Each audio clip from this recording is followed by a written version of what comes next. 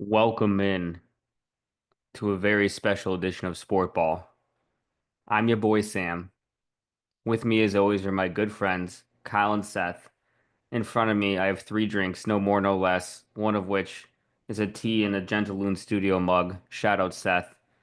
The Love other that. being a son of juice from Maplewood, Kyle's favorite brewery. Shout out Kyle. The Facts. third is water, which loyal listener Matt loves. Shout out Matt. And we're ready to go, baby. It's basketball, basketball, basketball. How we feeling, boys? How's Matt Love? Mm. I remember in like middle school, everyone was talking about what are their favorite drinks, and Matt said water. I was like, "Who are you?" And he was right all along. Was he We though? just, well, you don't drink any water and you pee once every 3 days. So I don't know if Exactly, you're a and good judge I'm of in the character. prime of my life. You may not like it, but this is what peak male performance looks like. You don't drink water? He Exactly. doesn't I drink drink sp- water.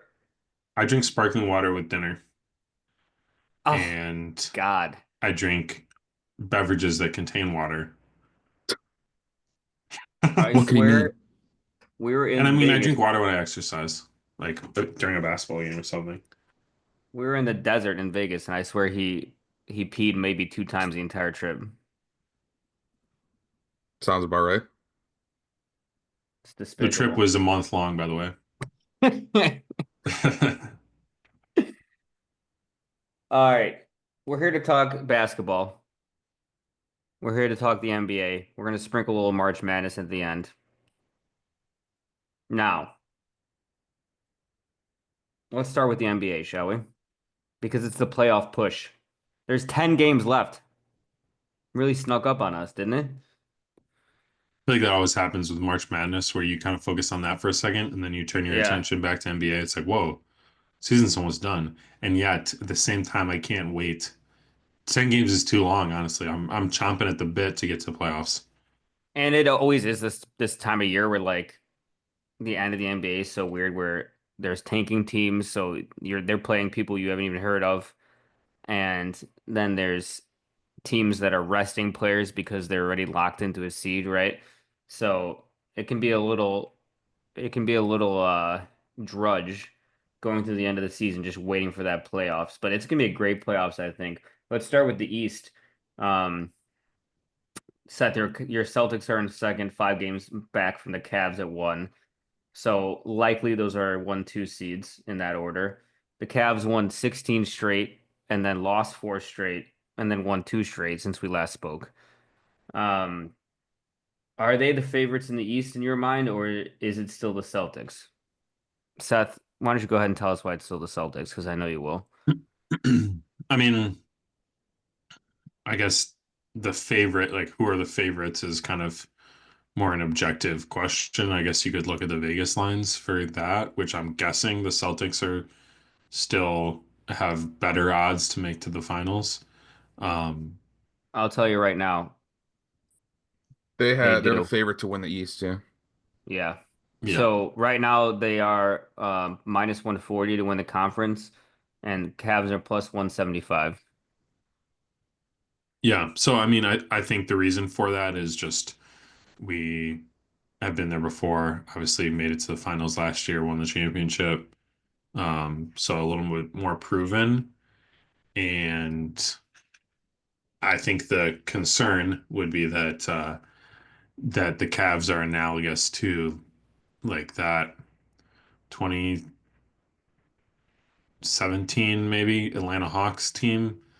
That was I forget what year that was, but when the Hawks had like four All-Stars, Jeff Teague, Al Horford, Kyle Korver, etc.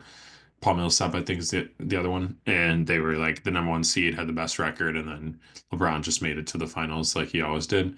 Man, Paul I Millsap. best in the app. I think the Cavs are better than that Hawks team. Yeah. But I feel like they kind of fit that mold where um, they have four really strong players and a pretty balanced team and best record.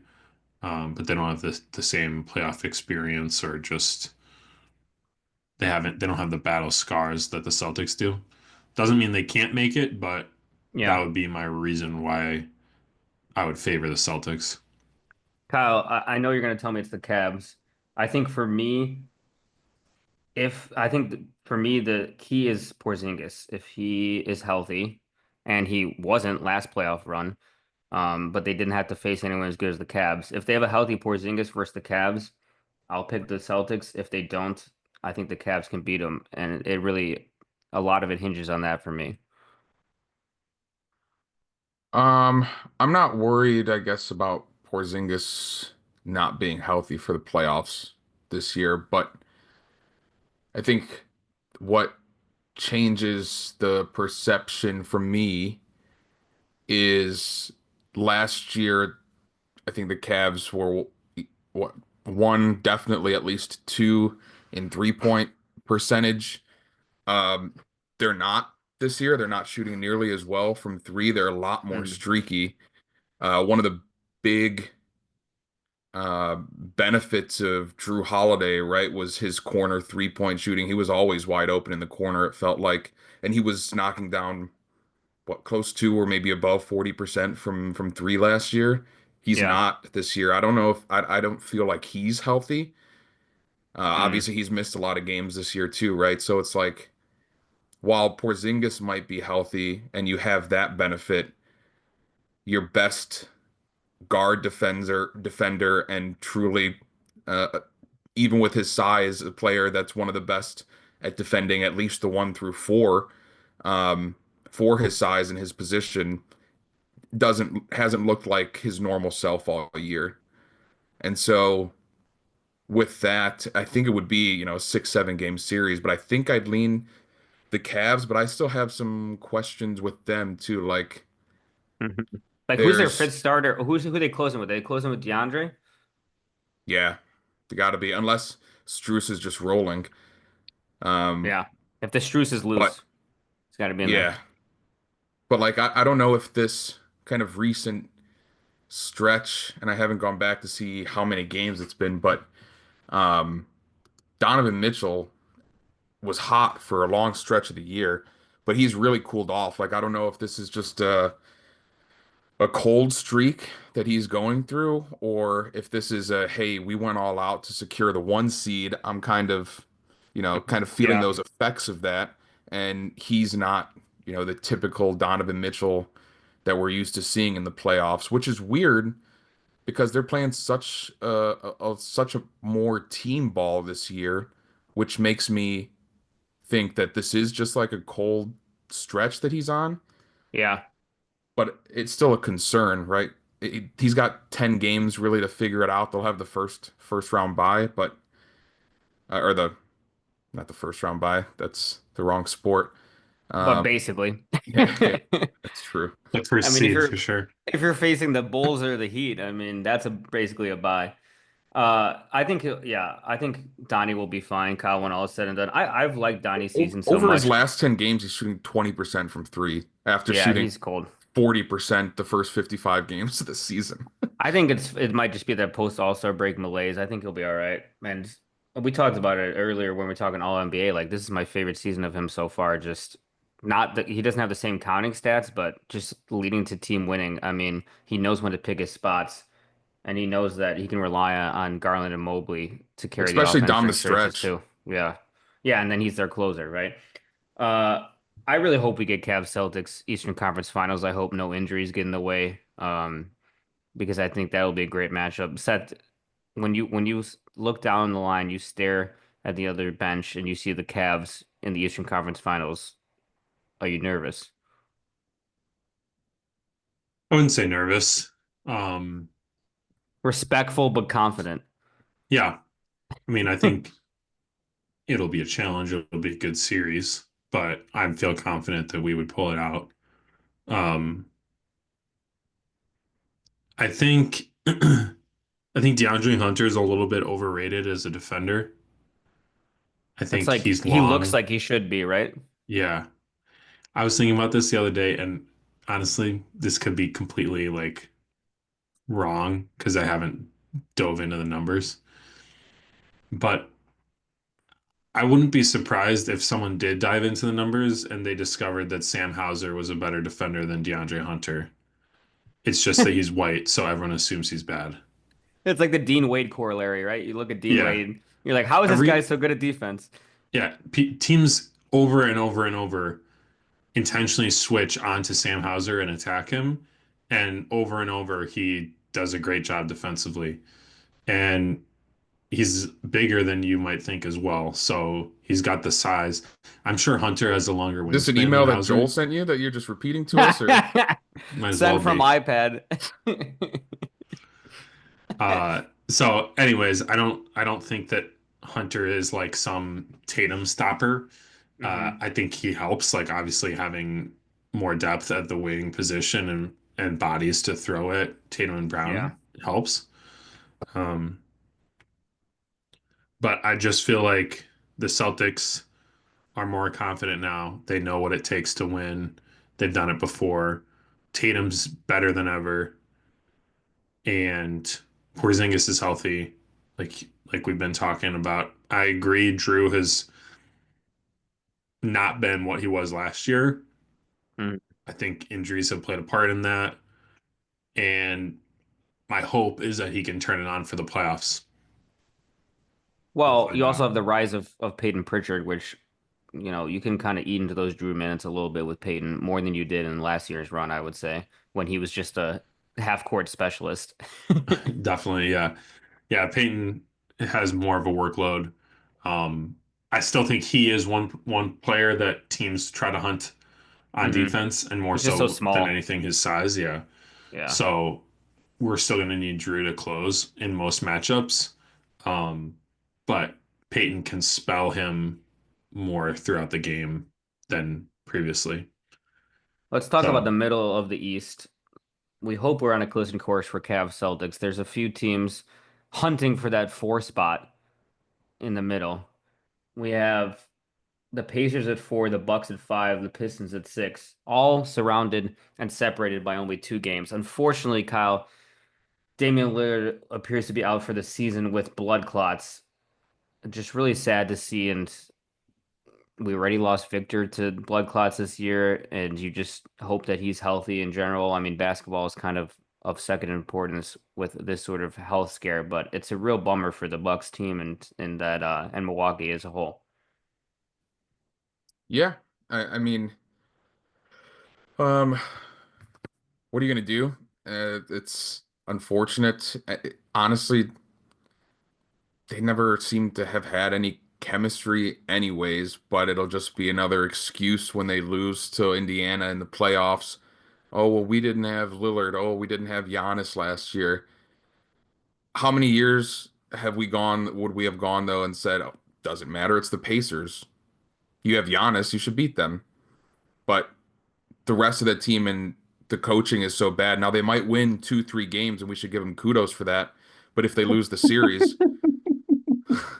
especially if they they're up still three lost the one. Nobody series. gives Doc enough credit for going up 3-1 and then losing. It's such a weird situation if you think about it. I was thinking about this when the news broke. Like, Giannis won that title, and then it's been so weird over there since then. And he's perennially one of the best players in the league. Usually top three or four MVP. And yet you never really feel like they have a chance to make a run since that title. And I just don't know what they can do to build a championship level contender around him again. I mean, Seth, what do you think? Competent coaching. That's step Right. one, maybe. That, which I feel like this is very rarely the case, but when this news broke and it's like Dame is out for the year, well, he hasn't been officially ruled out, but that's the expectation. Yeah. And I'm like, wow, that really sucks. And then I'm like, could I kind of zag and say, well, like you said, Kyle, their chemistry has never been that great, anyways. Could they still win a first round series, even without Dame? They still have Giannis. But then when I think that Doc is their coach, it just feels like destiny that they'll get bounced in the first round and Doc will have the excuse that, oh, well, we didn't have Dame. Yeah. It's So, just, yeah. so I do think just a big change of coaching. I don't know, the culture, the vibe around that team somehow needs to shift. they went out and traded Chris Middleton for Kyle Kuzma. It's like, I don't think Kyle Kuzma is what they need. I mean, getting younger, maybe, but I've never been a Kuzma fan anyways, so I don't really see that happening. Um, and just like, yeah, their supporting cast around Hmm. Giannis just feels old, Brooke, so old washed. now. Yeah. Yeah. You Um, can't name one good wing they have, right? I mean, if you think of Giannis as a center, which he basically is, it's like who's running the wings, who's spacing for him? I don't know. right. And I just feel like they haven't had any like hits on draft picks in the last Hmm. 5 years, They don't know how to if Yeah, not more. draft. they are really I mean, bad that's a at big part of drafting. it that Yeah, they often 100%. don't have their pick because of the trades they made, like the first Drew Holiday trade, right? Um, and then yeah, some of their acquisitions have just been kind of meh. Gary Trent Jr., Torian Prince, right? It's just nothing's really sparked for them. I guess you could say AJ Green was a good draft pick, Barry Gary Bird? Bird. Um, yeah, so I don't know. I don't feel like there's a lot of excitement for Buck from coming from Bucks fans. But No. for Giannis's sake, I would love to see them kind of figure it out and get back to being a contender at the top of the East. It's weird, like you think about it, Kyle, it was like Giannis and Jokic both seemed destined for like that top 10 player of all time conversation after their first titles. And I don't know, it seems like Jokic just kind of passed him. Oh, Um, easy. Defensively and sucks. I kind of want both of them to win another title, mostly Jokic, but I wouldn't Yes, mind to see it definitely with Jokic. Giannis too. I don't want to see Giannis. Kyle is a Giannis hater now. I mean, I feel like he puts up such like a facade. Like he's for his size, a relatively dirty player, and he does things that are dirty, but like he's such a nice guy attitude in interviews and off the court that people like brush it off. But he's extremely aggressive and like I said, more so a dirty player than not. But nobody gives him shit for it ever. I mean, Honestly, Jokic punched a guy, but it was all we all feel that was warranted. It was a Morris brother. One time versus yeah, continual. Jokic has like a couple outbursts where he just loses control. After Giannis, getting I 100 agree, scratches. has more of like a pattern of questionable plays, and especially after I'm now on this side because it happened against my Celtics, and then he did the whole like That high Jalen Brown five. thing. Oh, yeah, But that was Oh right after a yeah, dirty play, too. exactly. right. Yeah, that's why he was going for the high five. Like, oh, my bad. I didn't mean to hurt you or do something dangerous, and then he pulls it away, and it's like Jalen's like, all right, yeah. Giannis is a child. That's what he said at post game. And I kind of feel that way, where for a while it was like, oh, he's like happy go lucky. He's having fun out there. He's He had a like smoothie. youthful exuberance. And now it just feels like you got to grow up and like not be doing stuff that could get people hurt. But still, overall it's like I'm rooting for where he came from out of nowhere, worked so hard to develop his game and become the player he is from relative obscurity. I wouldn't mind, he's not Yeah. my favorite player either, but I wouldn't mind. I mean, Yeah. I do have a Funko Pop of him given to me by Kyle before we turned on him, so I still have to root for him a Nice. little bit. I And bought him for you because I didn't want it. he bought a pack and gave me Giannis. So I mean, I I wouldn't. certainly don't cheer against him. Well, the So thing is also like I love to see the best players at the end. You know what I mean? And so if the Bucks are just, I don't know why I said this, making a tongue at me and making a 3-point sign when it's obviously the That first would quarter have of been the a Celtics flag on the game. play in NFL. just saying, Jalen Brown back-to-back threes. Kevin Okay, it's the Durant, zero first points quarter. so far. I don't need you celebrating mid podcast when you hit a three. Uh, so what I'm saying is I like to see the best players at the end, and if the Bucks aren't even close to contention, I just think it's more boring for the league. You know what I mean? Yeah, I I mean, agree. this year especially, I don't want to see it. You mean to tell me you want to see Ryan Rollins, Torian Prince, Kyle Kuzma, Giannis, and Brook Lopez? I don't think we have to worry about it this year, Kyle. Definitely not this year yet. Uh, can we hit the West? Sure. I mean, we didn't talk about New York or Indiana or Detroit at all. I feel like it's coming in my patent pending segment later. I don't know what Oh, okay. that means. Oh, you'll know when my lawyers reach out to you about the patent. And your violation of the patent. It's not at all what he put in here, so All right. The West. Kyle's Thunder, 13 and a half games ahead. Scintillating season from them. MVP, SGA, well, he will be winning it. I regret to break the news to you. Let's not how talk is that about that again, regretting? though. Why are you regretful Well, about that? because I don't like when Kyle gets his way. I said it weeks ago. I understand.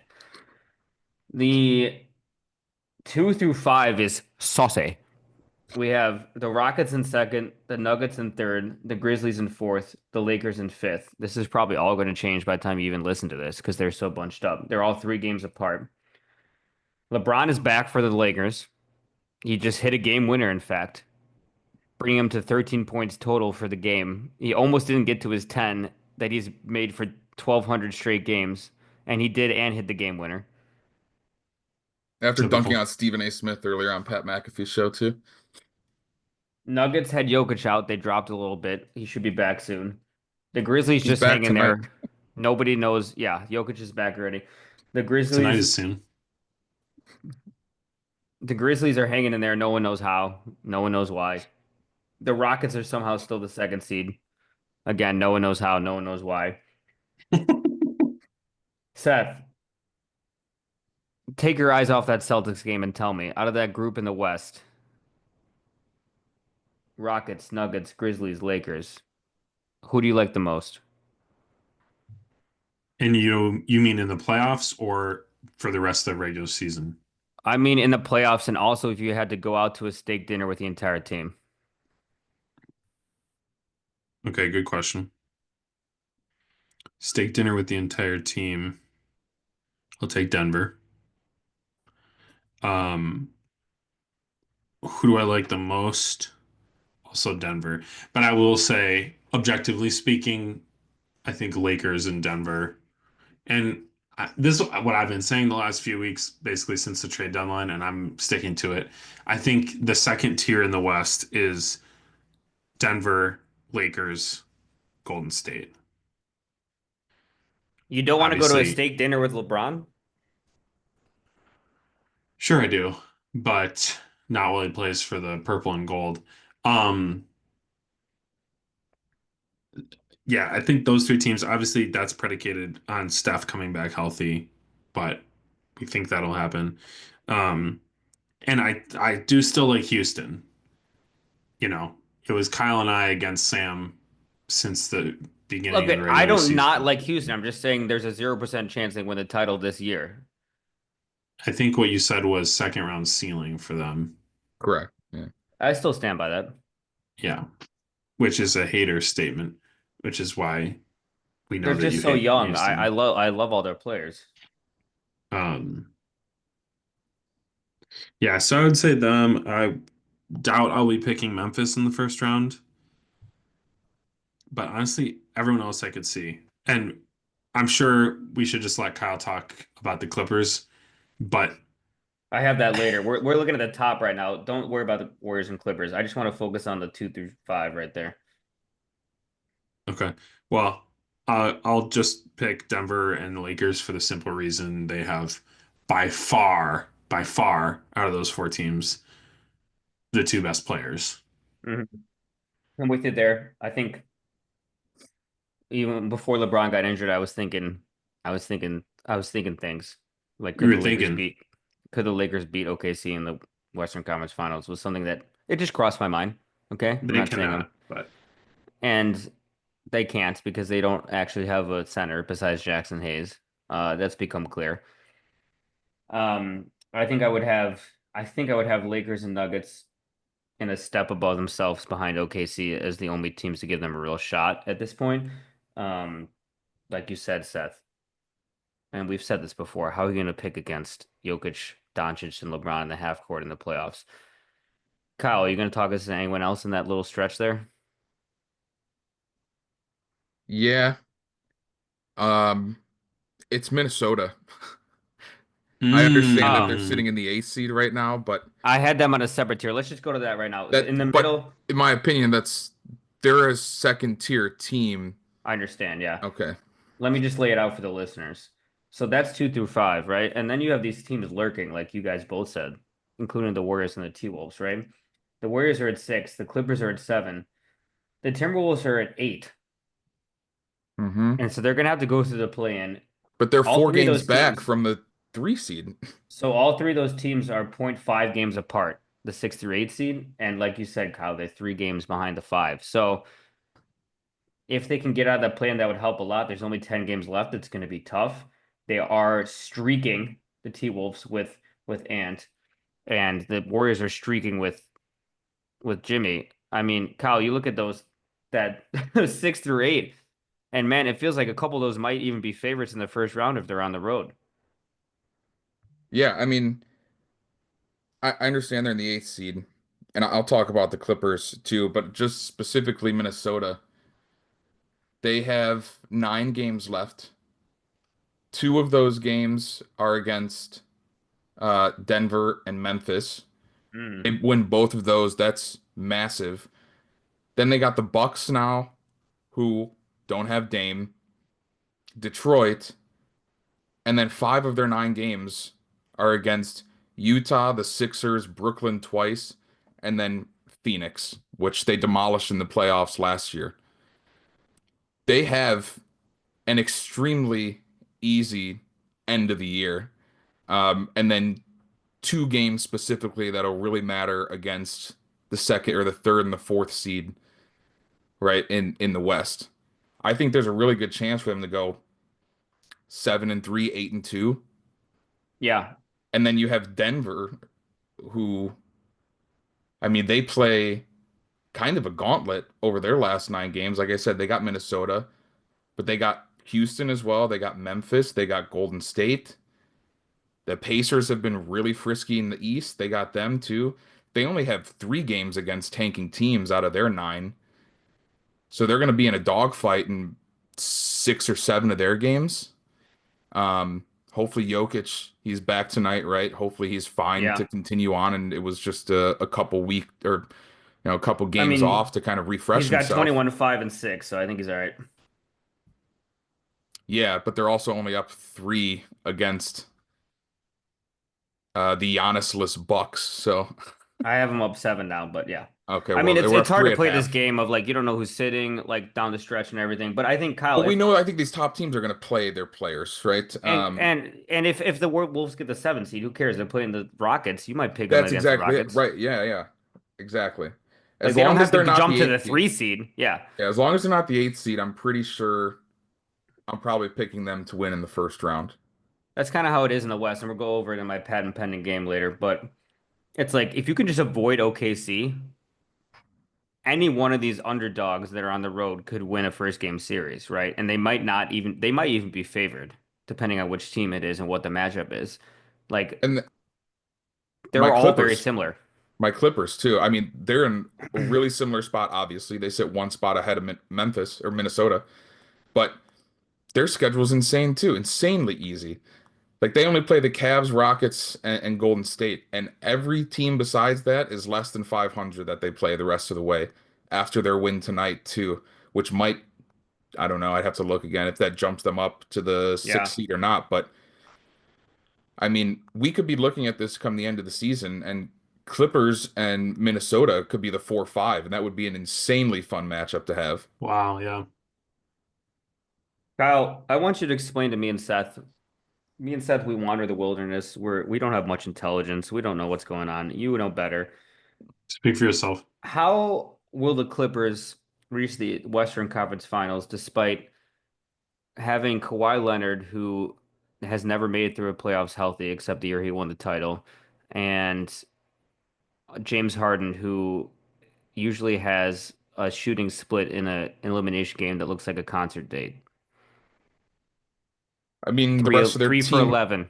the rest of the team around them too, is fantastic. But the Kawhi aspect of things, right? It kind of felt like last year they may have rushed him back a bit. Obviously, we saw him for what, two, 3 quarters, maybe played the full first game of the playoffs, and that was the rest that we saw of him.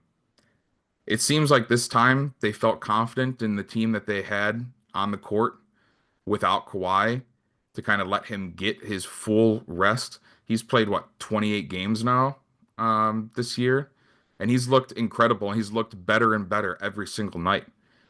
His first 18 games back, as he was kind of working his way back in, he was averaging only 17 points and 4.5 rebounds. Not the best shooting splits either. But over his last 10 games, he's been going pretty crazy. I think he's had a handful of double doubles in that time. He's averaging 25 points, 7 rebounds. He's got 50-40, and then classic 78% from the free throw line. It's so weird how some of these incredible shooters, especially him, who's just like He's a got robot massive hands though. mechanics, to shoot less than 90% from the free throw line. But either way, he's been playing great. But again, like forgive me if I don't believe in it for a 10 game stretch when every playoffs he gets injured. I mean, I don't know what you want me to tell you. They I I approached think want this you to tell differently me he'll this stay year. healthy. Yeah, yeah, I'm telling you, they have approached this differently this year, right? They I gave do him buy that time in. off at the beginning. I buy into the extent where I think the Clippers have solidified their team without Kawhi, where it's almost like Kawhi is the cherry on top. And if they don't have him, it's not like their whole offense falls apart, right?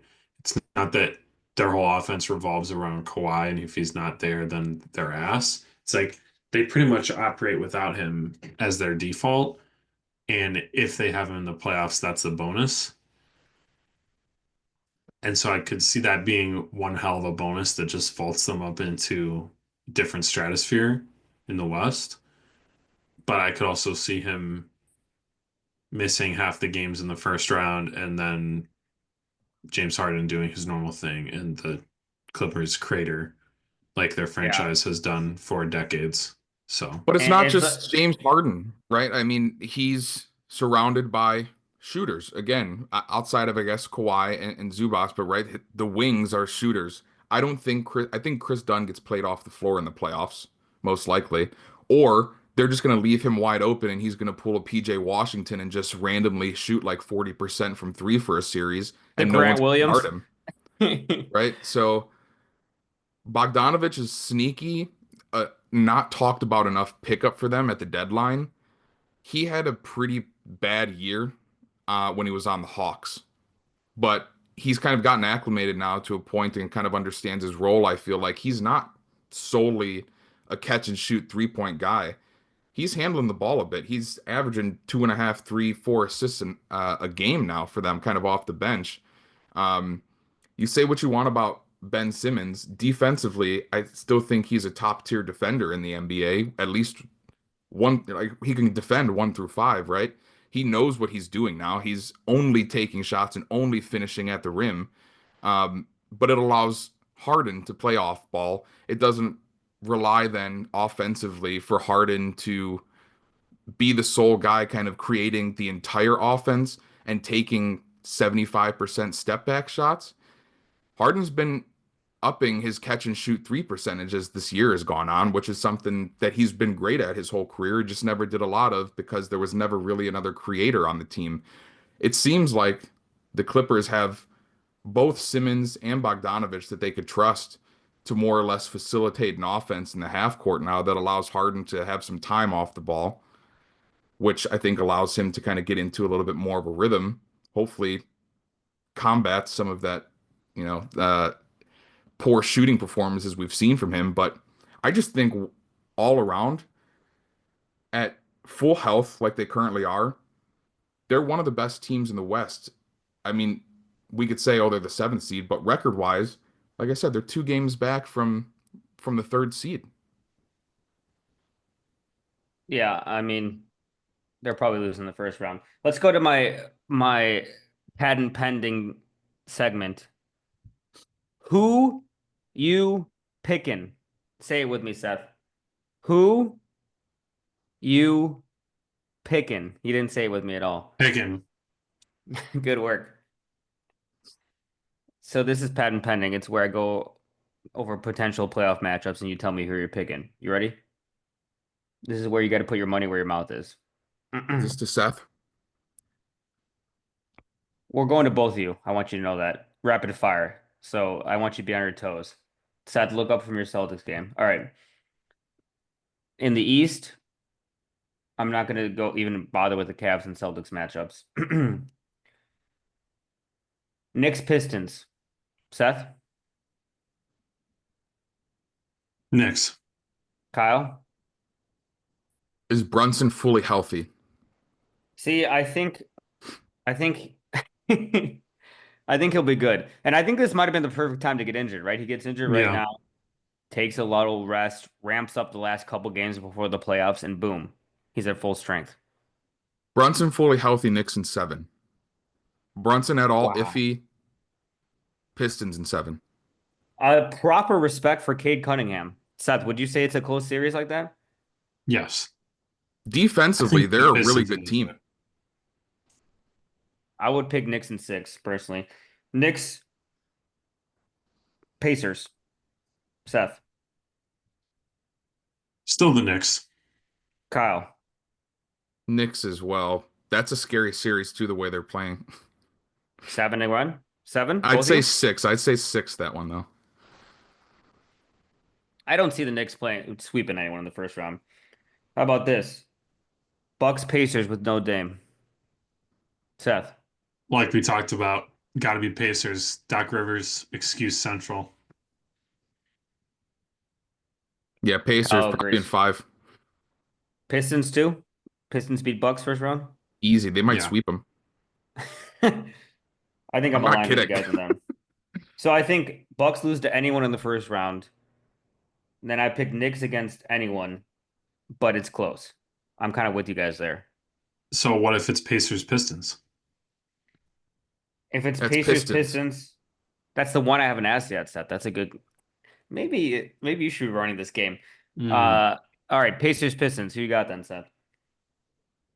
I'll take the Pistons, but I think it would be close. I think I would take the Pistons as well. Kyle? Yeah, I'm going Pistons in there. Isn't that Kind of wild that a year shocking. ago the Pacers were in the Eastern Conference Finals and the Pistons Yeah, were they the worst record in the league last year? Yes. Yeah, they were, and they got only the fifth pick, and they got a guy who likes to right. start fights every time he gets a chance. Right. And now we're picking the Pistons in a hypothetical series over last Maybe year's coaching Eastern does Conference matter. finalists. Is Bickerstaff favorite for Coach of the Year? I don't think he Bickerstaff? is, right? No, I think it's Atkinson. Yeah. Another I coach don't changed think that that it worked out should be well. him. I think it should be Bickerstaff. I don't know But how, like, the I public mean, and the media even is really glossing over the fact that they went from the literal worst team. All they did was change their coach, basically, and they are potentially the 4th seed in the East. yeah. that's I nuts. mean, the Cavs are like one of the best teams in the league, so And they they made a both big have leap from strong last year. cases. I mean, the Cavs were what, 3rd last year? They were still a good team. I mean, Monty Williams was clearly really They bad. the Pistons went from worst to potentially 4th. Worst in the entire league, not even in I just the mean, East. he's got a strong case. He definitely has a strong case. Like they got Cade Cunningham as the odds-on favorite to win Most Improved Player of the Year. One shouldn't be Don't a even get into possibility. most improved Either player right way, now. he wasn't playing like this under any other coach. Yeah. Hey, strong case. Strong case. All right. Let's move to the West. I'm not going to bother with the Thunder and whoever they play, although a few of them might be sneaky tough matchups, but let's pick them to go ahead through. Rockets Clippers. We all picking Clippers? Yeah, I think I would too. Even though I just said they're going to lose in the first round, but I'm just not a big believer in the Rockets. Give me Rockets. I believe in them. I think that's a tough series both way. They both play really physical style of basketball. I just think It'd be whoever really wins fun that to watch. series, yeah, I think whoever wins that series is going to lose in the next round. I will say that would be a little hard in revenge, huh? But then I guess it depends if they play each other. I guess are you assuming then that it's 7-2? I'm not assuming anything at this time. I mean, that's what it is right now, but we're going to go through a bunch of different variations. I might have them winning in this the next round too. Okay, Probably would. I know you would. All right, Memphis Lakers. We all picking Lakers? You gotta. Yeah. It's so weird with Memphis. Like, it seems like they're a team on the rise, but also they've been in the playoffs the last like 4 years. So when are they going to break through? I Do don't they just have? give them enough shit for their rotations like I do Steve Kerr. They're both two of the worst in the league. At any given Mm. night, if I watch one of their games, I have no fucking clue who's going to play. Not that it matters who's sitting. They truly have a different rotation every single game. So how does that, I don't know how that translate to playoff success. Right. They're one of Like those there's like no deep teams, continuity. but right, they're one of those like deep teams, but you don't go 10 deep in the playoffs, so it's hard to know, you know? Like if it's recently it's been Luke Kennard as like the first guy off the bench if he's not starting, or it's Scottie Pippen. They flip-flop who's starting half the nights when Ja's Mm. not even in there.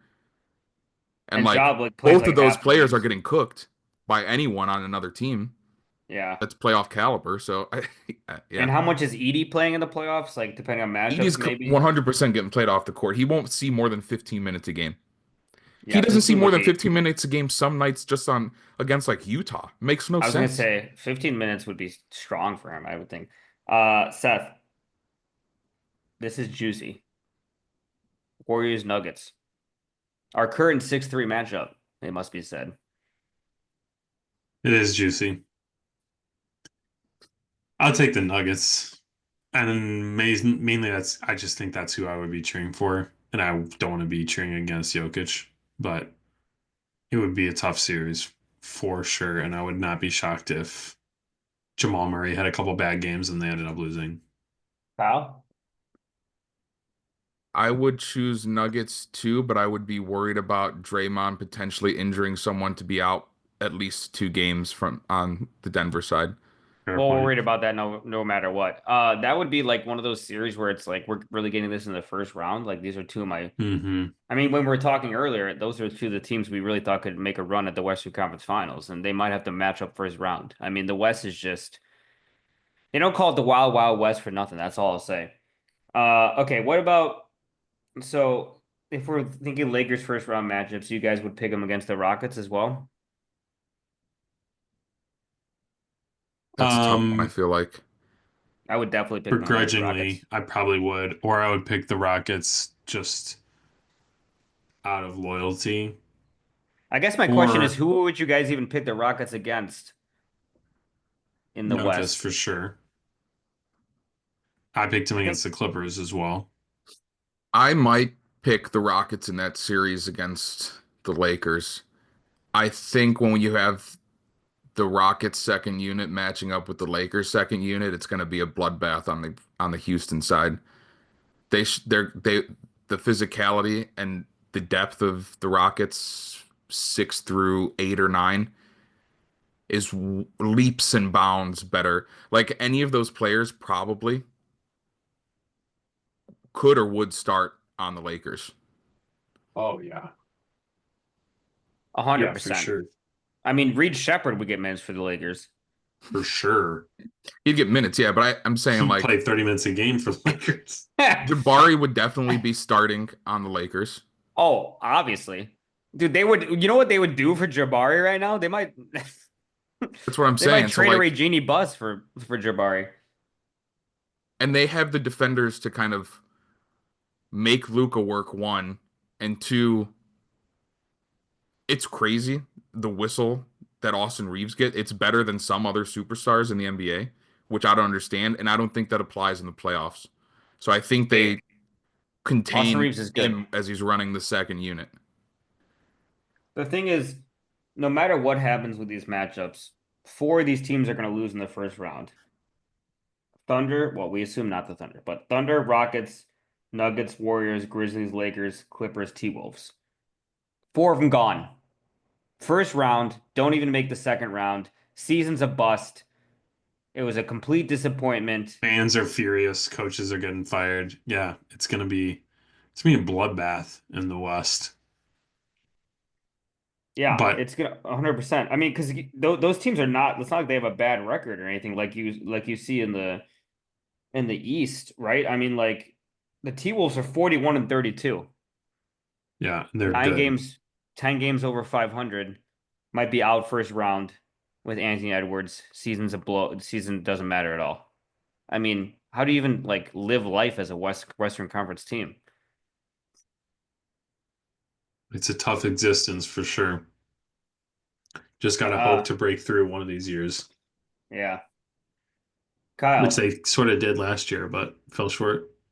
right. Yeah, and then traded their second best player. Bodega Cat. Kyle, why don't you wax poetic about the defensive player of the year and what Vegas may or may not know about Draymond Green?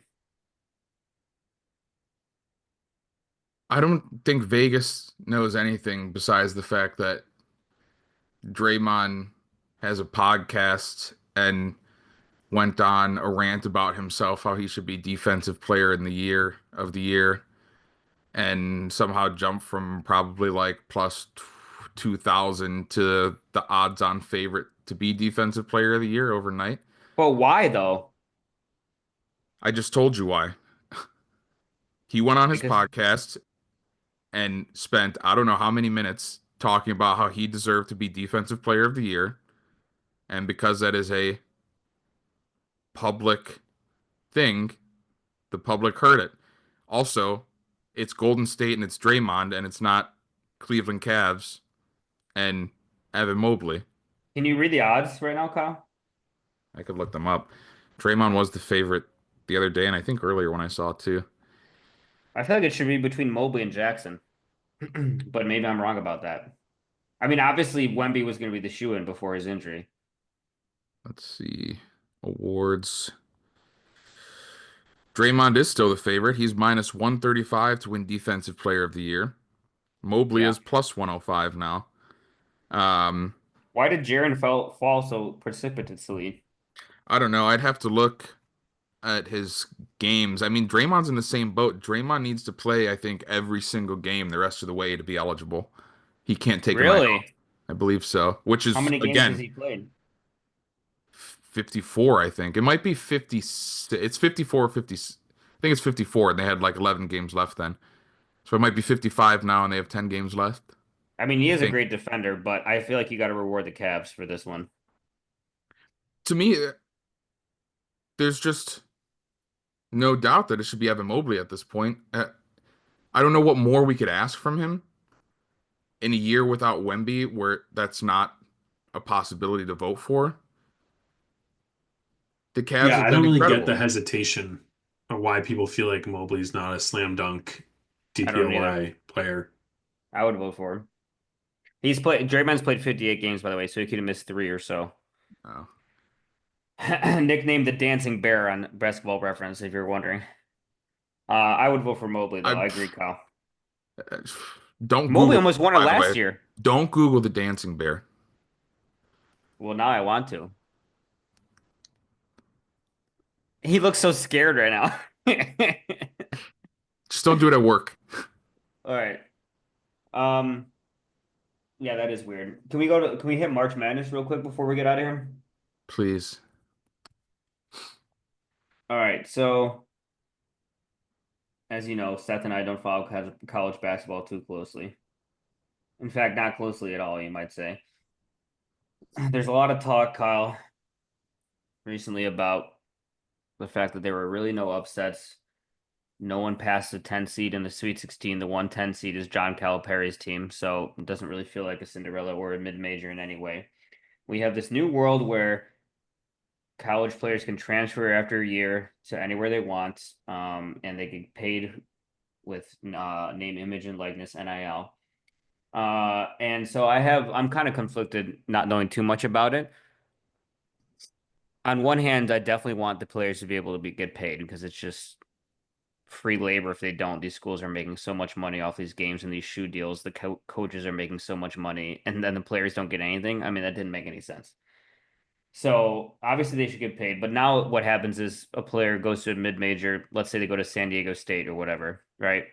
They do great for a year, then they end up transferring to, Duke or North Carolina or one of the blue bloods or one of the schools in the big conferences, because they get paid more because those schools have more money. So it's almost turning into like Major League Baseball, where the Yankees and the Yeah. Dodgers get all the good players because they have all the money.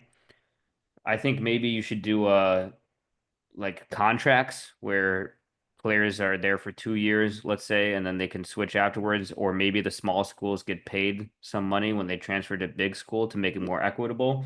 Um, and I don't necessarily know that the lack of upsets in this year's March Madness is all due to that. It's a small sample size, but it does seem like something's going on in college basketball, Kyle. And I'm not going to say I don't enjoy it or anything, but I think there's some tweaks that might be able to be made to make this system better. Right. You hit the nail on the head, I feel like.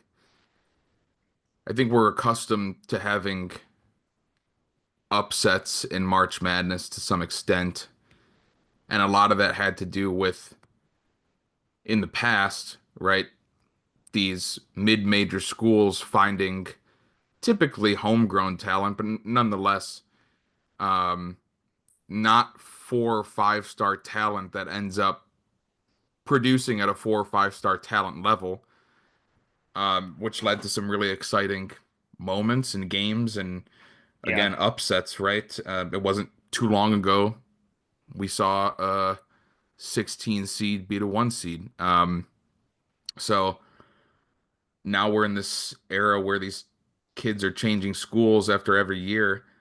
There's a nice graphic that someone put together on Twitter or X, however you want to refer to it now, that showed the Sweet 16 teams starting five, where they began playing college basketball. And when you look at it, it's really interesting because if you don't know the players themselves, you probably couldn't identify more than three of the schools that are left in the Sweet 16. And I say that because there's only three teams that have 4+ starters on their team that began playing college basketball at that school. Right.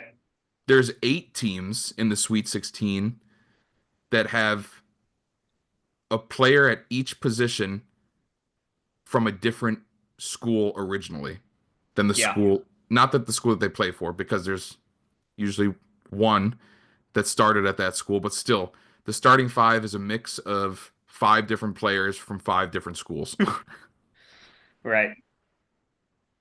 So, I Yeah. mean, Yeah. ideally, right now in the next coming weeks, Sweet 16, Elite Eight, and so on, we should have some really entertaining Right. basketball games It is like the because, best teams are left. It's like, okay, this is kind of nice actually, but I yeah, wanted some but of at the that same chaos. time, right, there's everyone wants to root for a Cinderella every year. Right. And I don't think, well, obviously, we don't really have one this year. We don't have an opportunity to. And the Yeah. fear is, right, going forward with NIL and kind of the college landscape, who's to say we have another Cinderella team? Like, I, and it's not, BYU's not even really a Cinderella anymore. They're such a good college program. They're And basically now they're funded by the getting, Utah Jazz. exactly, and they're getting top talent because of it Yeah. coming in Yeah, starting aren't they next getting year. the prospect that should be number one in the draft next year?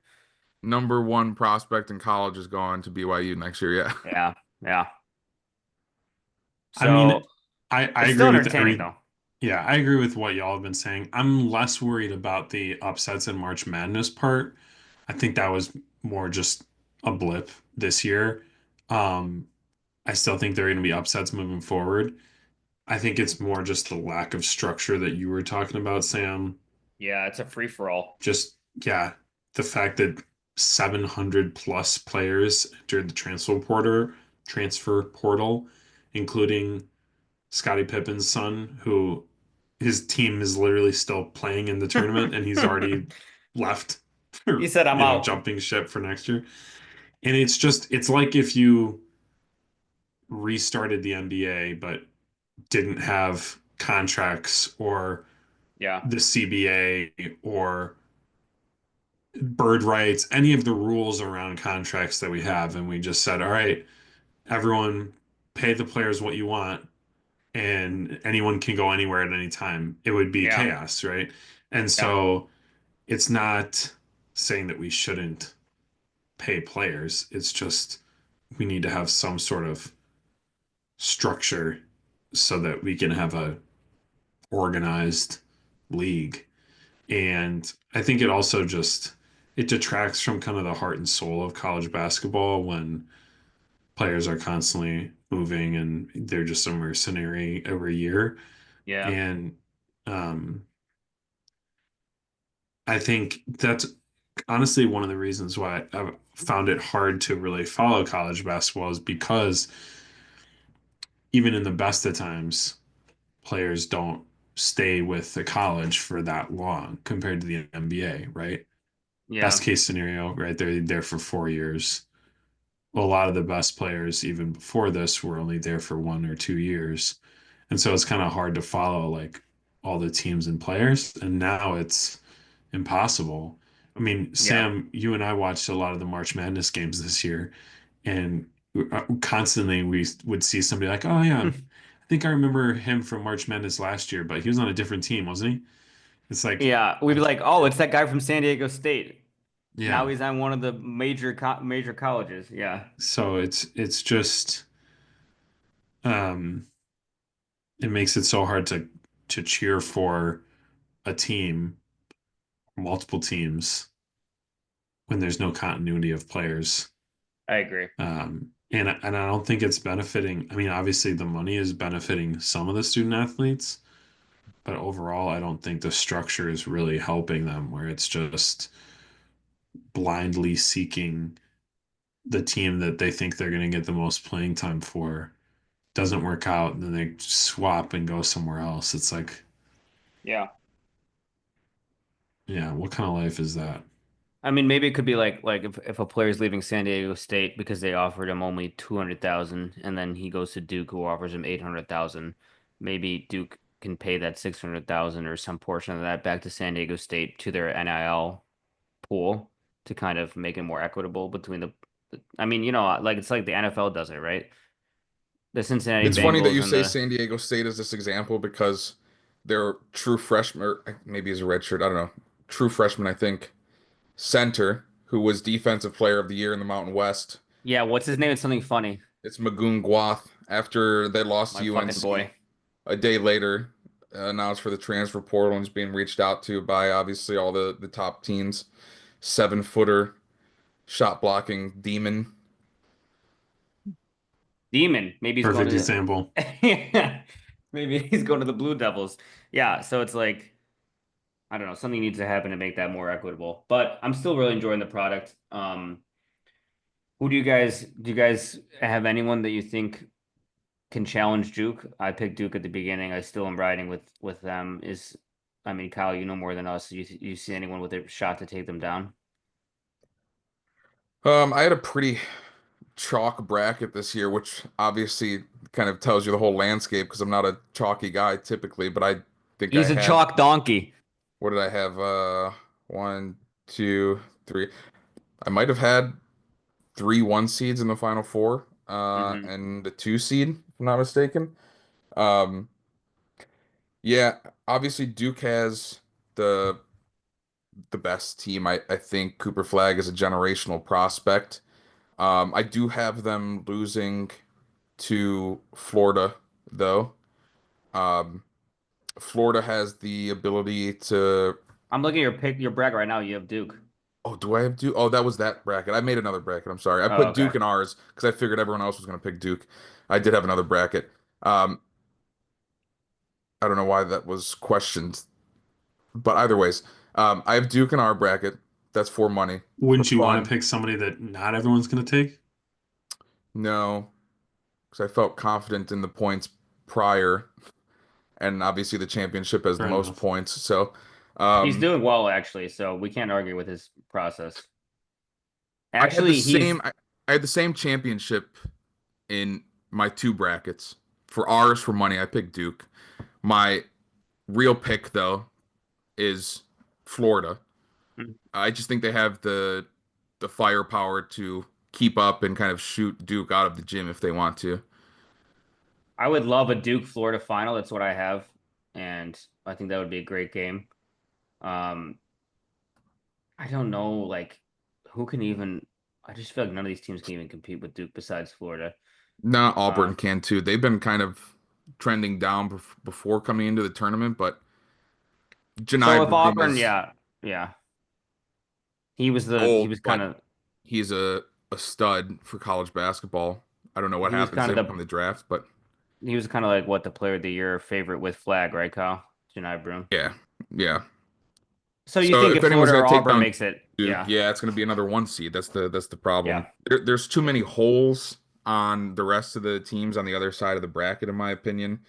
Like we just saw it the other night, right? Michigan State, they can have pretty long stretches where they just go completely scoreless.